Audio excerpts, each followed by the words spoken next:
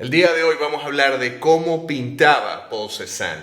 Pero primero quiero que veas el capítulo anterior donde explico un poco las reflexiones que saqué después de un mes intenso de investigación con respecto a su proceso y de donde saqué mis análisis técnicos para haber realizado esta copia que vamos a desarrollar hoy. Pero para empezar, vamos a hablar un poco de lo que fue la esencia pictórica de la técnica de Paul Cézanne. Y para hablar de su técnica me voy a basar en un texto de Teresa Camps, la que fue o quizás es profesora titular de Historia del Arte de la Universidad Autónoma de Barcelona. La pintura de Paul Cézanne es una pintura compleja porque se basa en una síntesis o una simplificación de la realidad que está observando del natural para expresar su personalidad pictórica a través de la pintura o su ideal artístico a través de la pintura. Paul Cézanne realiza del natural un proceso de síntesis del cual extrae formas, valores y colores que va a empezar a colocar en la tela desde un punto de vista armónico. Al principio pensaba que el proceso de Paul Cézanne era más intuitivo que estructurado,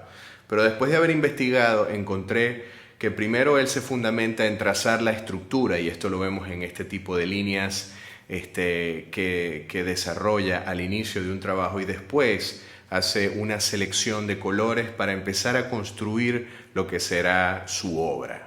Sí considero que hay una libertad al momento de elegir por dónde empezar. No tiene una metodología establecida con respecto a otros pintores que hayamos estudiado, donde comienzan, por ejemplo, con las sombras, después con los medios tonos, después con las luces. Pienso que hasta cierto punto, cuando Cézanne aborda el color, lo aborda más por un sentido intuitivo, ¿no? Se va a buscar las masas de color y en base a esas primeras manchas que coloca, comienza a equilibrar lo que está alrededor de la pintura en función de construir esa estética particular que él ha desarrollado. Y con esta breve introducción vamos a comenzar el ejercicio del día de hoy, en el que te estaré explicando paso a paso las reflexiones que fui haciendo con respecto a su técnica, y al final te dejo un timelapse del proceso completo, de inicio a fin, para que veas cómo se fue desarrollando este estudio del día de hoy. Y para comenzar vamos a hablar un poco de la paleta. Conseguí un artículo de Sennelier, que fue el proveedor de Paul Cézanne, que utilizó 18 pinturas al óleo que todavía están en el mercado y se encuentran disponibles. Ellos desde 1887 han sido la marca de óleos de algunos de los más grandes pintores, dentro de los cuales se encuentra Sisley, Gauguin y Van Gogh. Vamos a hablar un poco de la paleta. Estaba constituida por 18 colores, como dije anteriormente, entre los cuales está el blanco. No especifica si es de plomo o de titanio. Supongo que es de plomo, no recuerdo cuándo se introdujo en el mercado el de titanio. Siena natural, siena tostada, tierra verde, ocre amarillo, ocre rojo, azul de cobalto, azul de Prusia, amarillo brillante, amarillo de Nápoles, vermellón, lago carmín, lago más oscuro, no sé cuál es el color exactamente, rose madder, negro melocotón, verde esmeralda y verde veronés.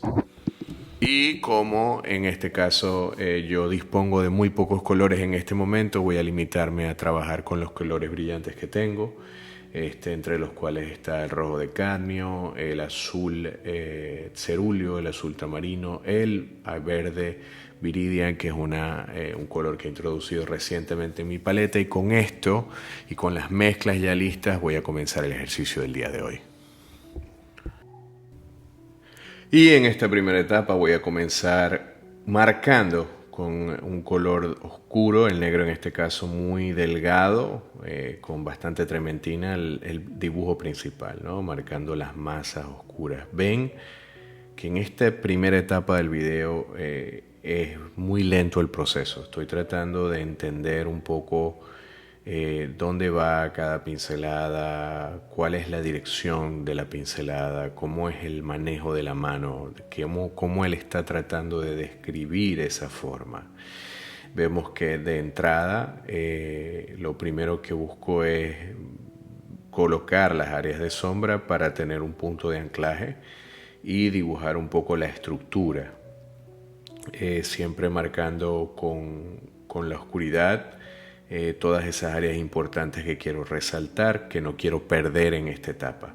Les recuerdo que este es un proceso bastante sintetizado. Eso quiere decir que no voy a tener mucho tiempo de explorar el desarrollo técnico, sino que tengo que ser muy directo con la intención que tiene cada pincelada. Y mientras veo la referencia que tengo en mi computadora de la imagen, voy a tratar de desarrollar paso a paso todo lo que yo creo tiene que haber sido este proceso.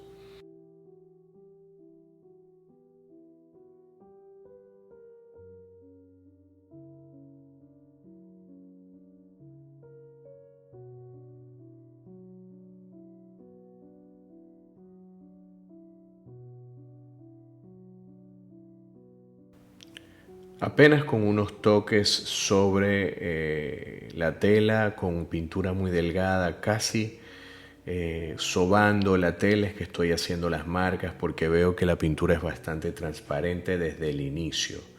Mientras observo un poco el proceso, voy atrás adelante tratando de ver un poco la imagen y volviendo un poco a la copia. Sigo tratando de trazar las líneas muy delicadas y tratar de hacer una línea que no vaya a volver a mover. Como ven, el proceso es bastante lento, así que a partir de ahora voy a comenzar a subir la velocidad para que vean un poco más simplificado el proceso y que este video no nos tome 40 minutos. Y voy a ir describiendo lo que voy haciendo y bajando la velocidad en los momentos en los que valga la pena mostrar un detalle importante.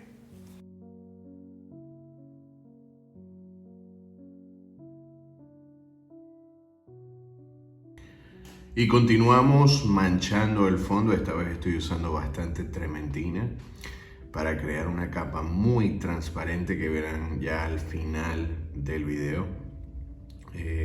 Siempre manteniendo la misma pincelada, tratando de encontrar un poco de parecido con el acercamiento estético que él está utilizando. Lo mismo al momento de pintar el fondo, aprovecho y pinto la ropa y comienzo a manchar para tratar de mantener esta capa sin modificarla ya en el proceso más adelante. Les recuerdo que este proceso, como es tan lento, requiere que las capas se sequen por completo para poder continuar y que no se vayan a mezclar los colores y a grisarse. Luego continuamos ya con el retrato ubicando las temperaturas. Al principio verán cómo coloco el fondo dentro de la piel, porque eso es una manera de integrar los tonos, generar armonía.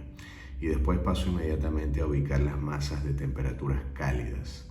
Estas temperaturas cálidas que vemos por lo general en las mejillas, la nariz, la barbilla y la frente son las que van a determinar dónde se concentran los colores rojos, un poco de alizarín, amarillo, y donde hay más croma. Así poco a poco vamos a ir manchando el retrato, ubicando a este punto las manchas de manera aleatoria. No hay un orden específico en cómo se deben colocar, pero utilizamos ese mismo color para mezclarlo con el azul y tratar de conseguir tonalidades grises más armónicas, más integradas al retrato y a la armonía de colores que él está utilizando en este momento.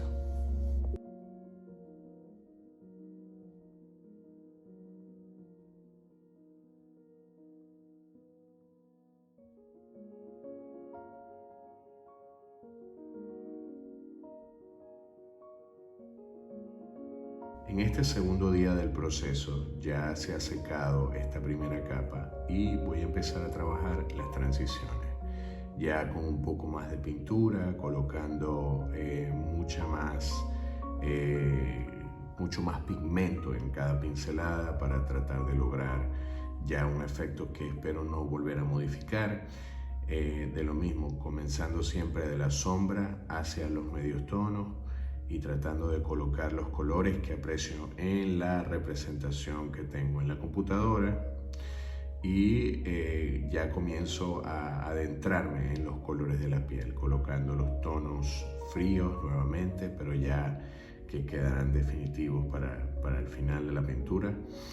Y siempre alrededor de las zonas de cabello, de los contornos, para después saltar a los tonos cálidos, que es lo que me va a empezar a dar la integración de todo el retrato.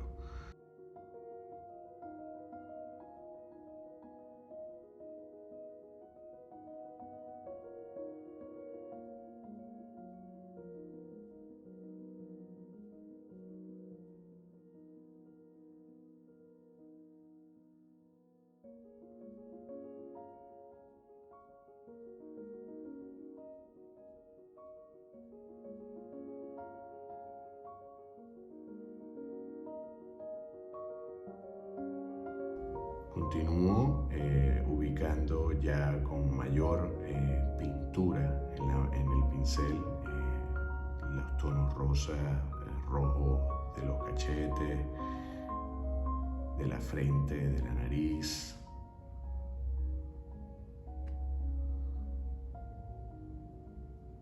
Y empiezo a colocar un poco más de blanco en las mezclas para empezar a matizar. Eso lo que va a hacer es permitirme ya empezar a visualizar el efecto final de la pintura.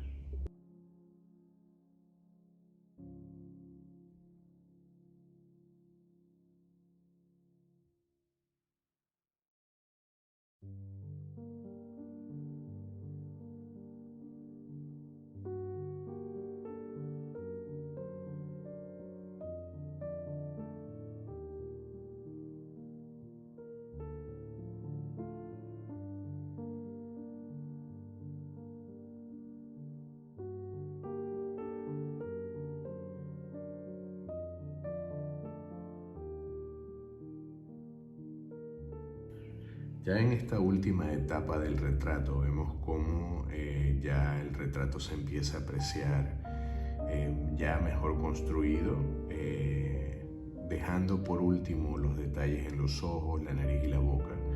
Primero me ocupo en estructurar lo suficiente las masas de luz y sombra, de medio tono, de color, para crear armonía en el retrato. Y ya una vez que tengo todo planteado como lo deseo, entonces comienzo ya a dar los toques finales de este retrato.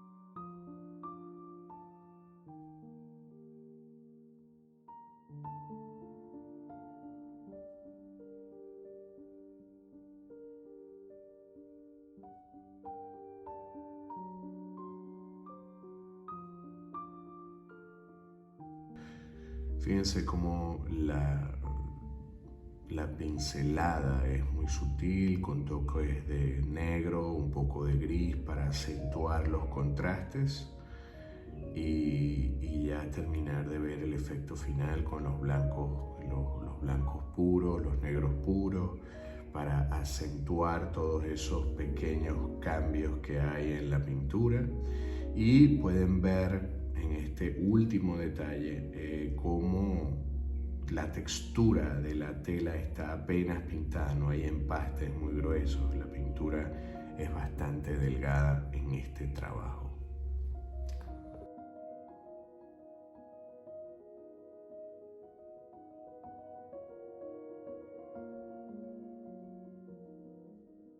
¿En dónde radica la importancia de la pintura de Paul Cézanne? Y es lo que estoy buscando yo en mi pintura particular. Por eso me he dedicado a estudiar este proceso y a compartirlo con ustedes. La pintura de Cézanne no es simplemente un acto de reproducir más o menos fielmente los modelos que tiene frente a sí. La pintura de Cézanne es un ejercicio libre del pintor, en donde recurre a diversas formas, estructuras, matices, colores para plasmar su realidad interna. Cézanne se liberó de las limitaciones que impone la observación del modelo del natural y la representación fiel de lo que debería haber sido en su momento la representación de la figura, o del paisaje o de la naturaleza muerta. Cézanne se hizo responsable del hecho pictórico como tal. En este sentido, Cézanne no se posiciona como el pintor virtuoso que representa la realidad como la ve, sino como alguien que plantea algo diferente y que le plantea al espectador sumergirse dentro del terreno de su pintura para entender la profundidad de su expresión plástica. Cuando Cézanne se libera de las reglas preestablecidas, establece un nuevo camino desde el punto de vista del entendimiento de la creación artística. Y en este momento él invita al espectador a pensar la pintura en ella misma, no bajo otros aspectos objetivos, sino como una obra en sí. Y ahí está la grandeza de Paul Cézanne.